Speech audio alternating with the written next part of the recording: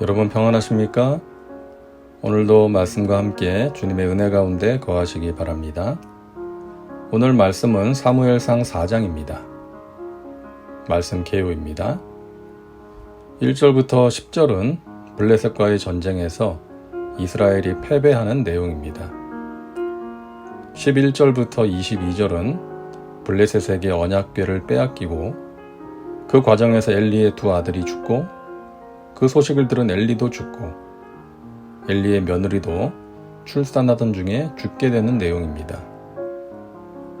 말씀 묵상입니다. 오늘 말씀에는 이스라엘이 블레셋과 전쟁을 하는 장면이 나오는데요. 블레셋은 아주 호전적인 민족이었고 팔레스타인 땅에 정착한 지 오랜 세월이 지나지 않아 이스라엘을 위협할 만큼 강성해졌습니다. 이스라엘은 이들과 맞서 싸우게 되는데 4,000명의 전사자를 내고 패하게 됩니다.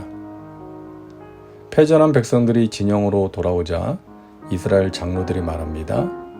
3절입니다. 백성이 진영으로 돌아오매 이스라엘 장로들이 이르되 야훼께서 어찌하여 우리에게 오늘 블레셋 사람들 앞에 패하게 하셨는고 야훼의 언약궤를 실로에서 우리에게로 가져다가 우리 중에 있게 하여 그것으로 우리를 우리 원수들의 손에서 구원하게 하자 하니 그들은 패배의 원인을 언약궤에서 찾았습니다.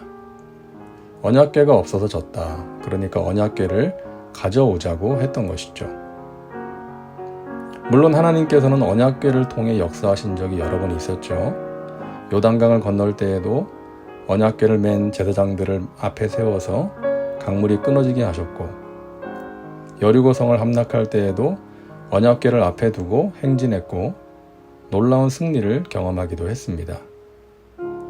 그러나 그때에는 모두 하나님께서 지시하셔서 그렇게 한 것이었고요. 하나님께 집중하라는 의도로 그렇게 하신 것이었죠. 언약궤는 하나님의 임재를 상징하는 것이지 언약궤 자체에 어떤 능력이 있었던 것이 아닌데 이스라엘은 언약궤가 우리 가운데 있으면 이길 수 있다는 생각으로 그러니까 미신적인 생각으로 언약궤를 사용하고자 했던 것입니다. 언약궤는 하나님의 백성들에게 그들이 하나님과 언약을 맺은 백성임을 상기시켜 주는 것이었습니다. 이스라엘 백성들이 하나님과 맺은 언약을 잘 지키면 하나님께서 그들과 함께 하셔서 안정과 승리와 형통의 은혜를 베풀어 주실 것이지만 그들이 언약을 지키지 않고 하나님을 떠나 살 때에는 하나님께서 그들과 함께 하시지 않는다는 것을 알게 하는 증거의 궤였던 것이죠. 이스라엘이 블레셋에게 진 것은 언약궤가 없어서가 아니라 그들의 죄악 때문이었죠. 하나님을 떠난 자신들의 모습을 깨닫고 돌이키지는 않고 단지 언약궤만 의지하고자 하는 어리석은 생각을 했던 것입니다. 그 결과 어떻게 됩니까? 언약궤를 가져왔지만 블레셋 사람들에게 대패합니다.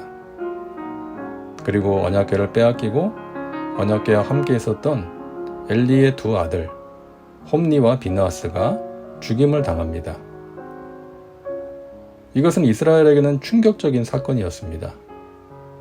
이방인에게 하나님의 궤를 빼앗겼으니까 얼마나 큰 충격을 받았겠어요? 그리고 하나님께서 사무엘에게 하신 말씀이 그대로 이루어지게 된 사건이었습니다. 바로 엘리 가문의 몰락입니다. 엘리의 두 아들이 전쟁에서 죽고 언약궤를 빼앗기고 두 아들이 죽었다는 소식을 들은 엘리도 죽습니다. 뿐만 아니라 엘리의 며느리인 비느하스의 아내도 출산하다가 죽게 되죠. 우리가 오늘 말씀을 통해 생각해야 하는 것이 있습니다. 이스라엘이 자신들의 죄악을 깨닫고 돌이키려는 변화의 결단은 없이 단지 언약궤만 갖다 놓으면 이길 것이라고 생각했던 것처럼 오늘날 신앙생활을 하는 사람들 가운데에도 그런 생각을 하는 사람이 있을 수 있다는 것입니다. 하나님 앞에서 하나님의 말씀대로 바르게 살려는 결단과 실천은 없이 내가 매주일 교회를 다니고 예배를 드리니까 복을 받을 거야. 내가 봉사도 하고 헌금도 하니까 나를 지켜주시고 내가 원하는 일이 이루어질 거야. 또는 우리 집에 십자가를 걸어놓고 성구와 예수님 그림을 붙여놓았으니까 어둠의 권세가 틈타지 못할 거야. 이런 생각을 하는 것이죠. 자신의 행위나 어떤 물건 또는 형상을 의지하라는 마음이 있을 수 있다는 것이죠. 하나님께서는 이스라엘이 언약궤를 가져오는 행위가 아닌 자신들의 죄를 깨닫고 돌이키기를 원하셨습니다. 그들의 마음 중심의 변화를 원하셨던 것이죠.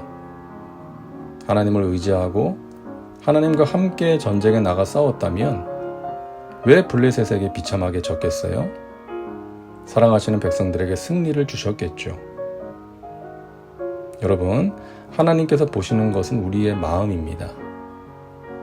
신앙생활을 할 때 하나님을 사랑하는 마음이 아닌 자신이 원하는 바를 이루고자 하는 마음으로 한다면 하나님께서 기뻐하지 않으십니다.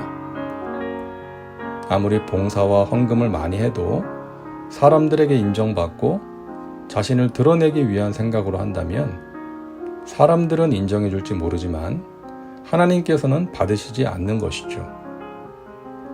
자신의 죄를 깨닫고 회개하는 마음, 애통하는 마음, 겸손하게 하나님을 의지하는 마음으로 살아갈 때 하나님께서 우리에게 승리를 주시고 형통의 복을 허락해 주시는 것입니다. 다음은 말씀 적용입니다. 오늘 말씀을 통해 당신에게 주시는 메시지는 무엇입니까? 당신 자신과 삶에 구체적으로 적용하시기 바랍니다. 이제 기도합니다. 사랑과 은혜가 풍성하신 하나님, 오늘도 말씀과 함께 살게 하시니 감사합니다. 이스라엘 백성들이 언약궤를 의지했으나 비참한 패배를 당한 것을 보았습니다. 하나님의 임재를 가로막는 장애물을 제거하지 않은 채 임재의 상징물을 의지한 결과임을 보았습니다. 우리도 살아갈 때 하나님의 임재를 사모하게 하시고 그 임재를 가로막는 장애물을 제거하게 하여 주옵소서. 우리의 마음 중심을 말씀과 기도로 성실하게 살펴서 주님의 기쁨이 되는 삶 살아가게 하옵소서. 예수님의 이름으로 기도하옵나이다. 아멘. 오늘도 말씀과 함께 은혜 가운데 거하시기 바랍니다. 여러분 사랑하고 축복합니다.